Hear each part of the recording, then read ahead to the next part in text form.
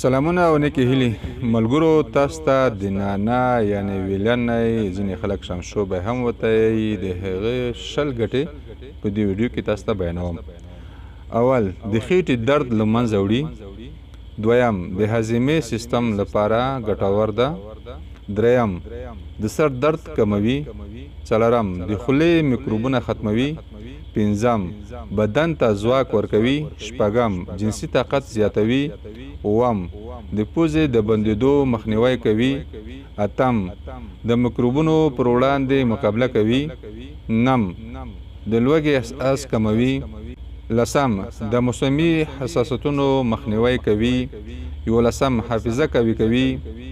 دولسم، اشتها خلاصوي. دیارلسم، وینه تازه کوي. څوارلسم، د معدې تیزابیت ختموي.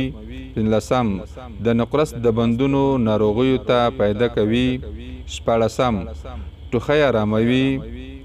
اوولسم، اعصاب آراموي، همدارنګه عصبي دردونه ختموي.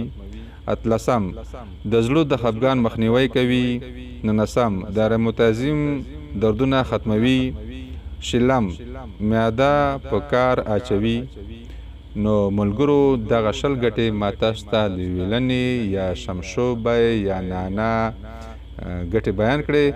نو الله دې وکړي چې تاسې د پام وړ ګرځېدلې وي دا ویډیو او نورو ملګرو سره هم شریکه کړئ، تر څو نور ملګري هم ترې پیدامند شي.